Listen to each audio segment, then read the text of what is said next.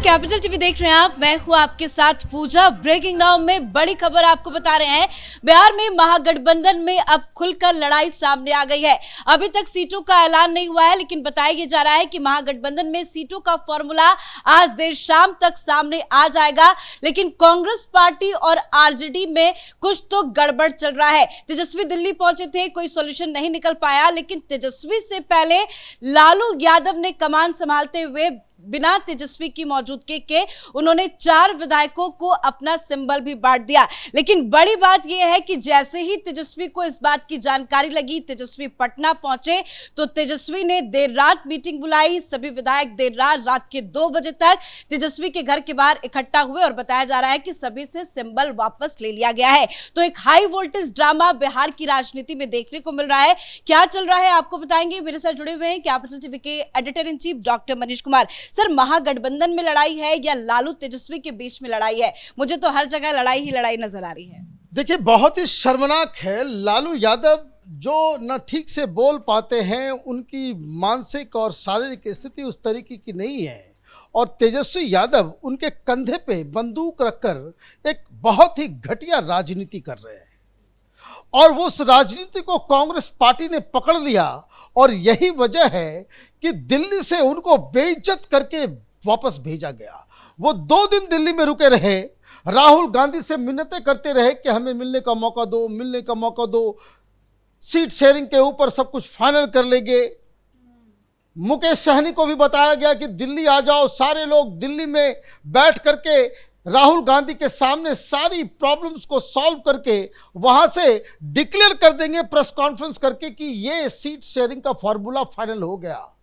लेकिन सारी चीजें धरी की धरी रह गई। क्यों?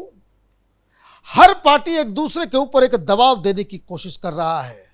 जब राहुल गांधी को यह मालूम चला, जब कांग्रेस के नेताओं ने बताया कि अभी तो सीटों का बंटवारा नहीं हुआ है, फाइनल नहीं हुआ है, और लालू यादव वो सीट जो है वो बांटने भी लग गए और सिंबल बकायदा वो रिलीज भी कर रहे हैं। अब सिंबल देने का मतलब क्या होता है?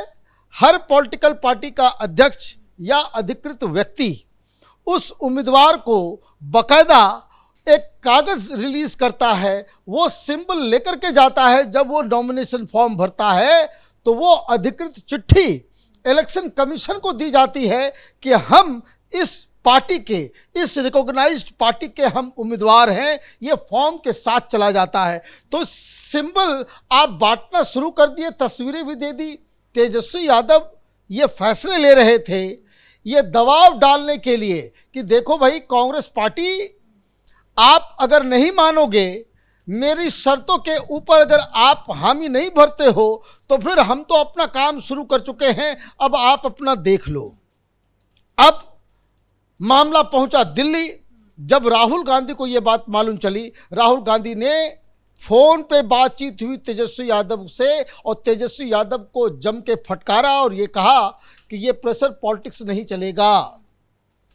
कांग्रेस के नेताओं को यह कहा गया, all those people who are negotiating in Bihar, Bihar के जितने भी पदाधिकारी और इन सब चीज़ों को वो देख कर रहे हैं कांग्रेस पार्टी की तरफ से, उनको साफ संदेश दिया गया है कि किसी भी कीमत पे हम तेजस्वी यादव या आरजेडी की शर्तों के ऊपर कोई भी कॉम्प्रोमाइज नहीं करेंगे। और इसीलिए मसला लटका हुआ है। और राहुल गांधी ने फोन के ऊपर कहा कि पहले जो सिंबल बांटे हो उसको वापस लो।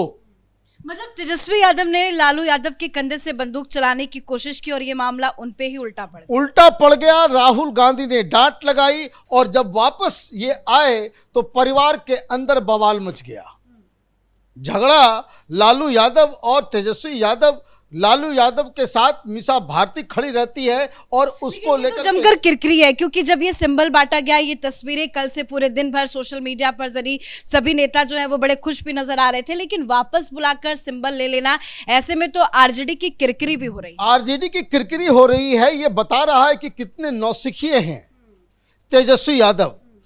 वो लालू यादव के कंधे पर रख करके सारी चीज़ों को करने की कोशिश कर रहे हैं, जो बैकफायर हो जा रहा है। अभी आप देखिए, घर के बाहर अभी भी जो है हंगामा चल रहा है।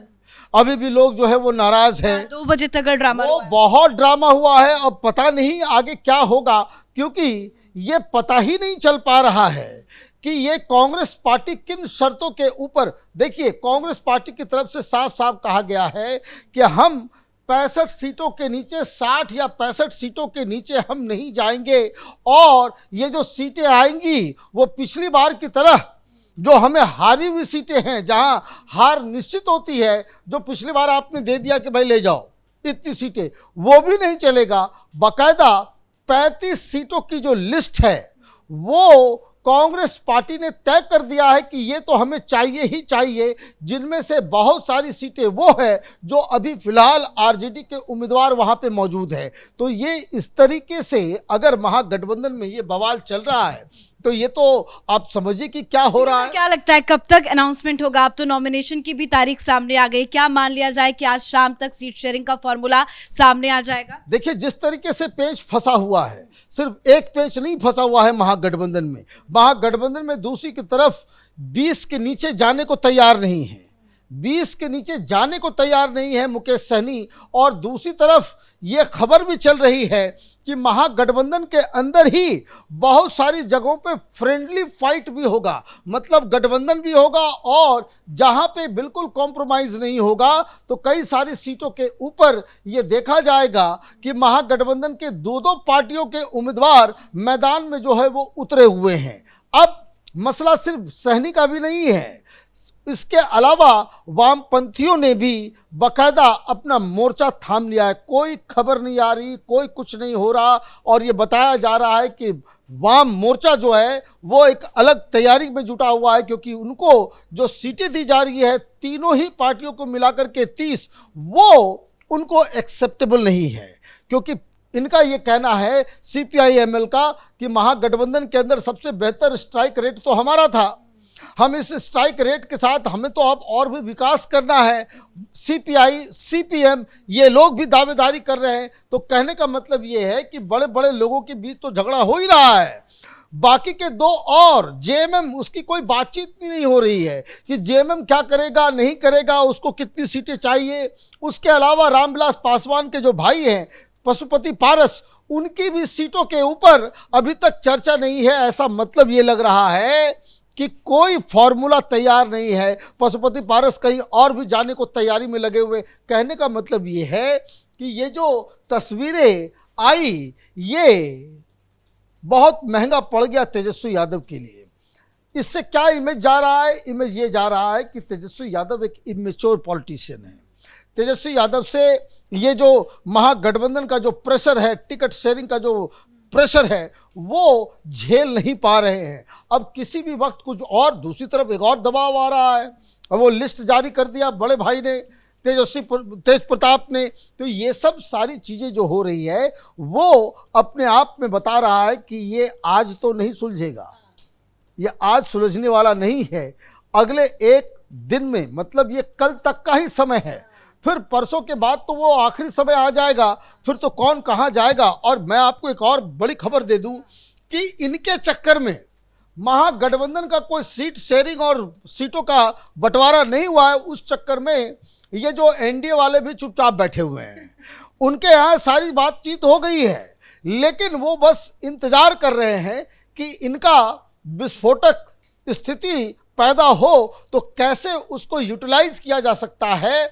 NDA इस चीज़ का इंतजार कर रही है कि एक बार इधर फाइनल हो जाए तब वो सामने आकर के। एनडीए में इस तरह की चर्चाएं हैं कि जिस तरह से चिराग पासवान को ज्यादा सीटें दी गई, उनको खुश किया गया, इससे नीतीश कुमार नाराज हो गए हैं, मांझी भी नाराज है। एनडीए में फिलहाल क्या चल रहा है? अमित शाह जाने वाले हैं बिहार के दौरे पर। देखिए, नाराजगी की खबर तो है, लेकिन आप देखिए कि सम्राट चौधरी हो कि मांझी साहब हो या फिर कुशवाहा हो, उन्होंने आज पब्लिकली ट्वीट कर दिया कि सब ठीक है। चिराग पासवान ने भी कहा सब ठीक है, कोई उसमें इशू नहीं है। अब दिक्कत क्या है कि ये जो सीटों का बंटवारा, मैं आपको एक इनसाइड स्टोरी बता दूं कि चिराग पासवान को इतनी सीटें दी जाए, ये फैसला नीतीश कुमार का ही है। नीतीश कुमार ने ही मीटिंग में ऐसी बात कह दी कि वहाँ उसको कह दिया भाई दे दो। अब उसको मैनेज करना, उसको ये सारी चीज़ें करना, और मुझे इसमें एक गेम प्लान नज़र आ रहा है कि जिस तरह से सवेरे सवेरे जो है गिरिराज सिंह आ गए, मैदान में, जैसे वो गोपाल मंडल जो है वो धरना प्रदर्शन में बैठ गया, उधर अजय मंडल जो है उसने इस्तीफा दे दिया, भागलपुर का सांसद, और ये गोपालपुर का विधायक, ये सारे लोग जो कर रहे हैं, इसमें मुझे तो एक ऐसा गेम नज़र आ रहा है कि जेडीयू और भारतीय जनता पार्टी ये गेसिंग गेम में डाल रही है कि इस तरह का माहौल क्रिएट करो कि जब तक इनका फाइनल नहीं हो जाए तेजस्वी यादव और इन सब चीज़ों का, क्योंकि अगर आप अभी से आपने घोषणा कर दी तो बहुत सारे बड़े लीडर, छोटे लीडर जो नाराज होंगे वो पलड़ा बदल सकते हैं।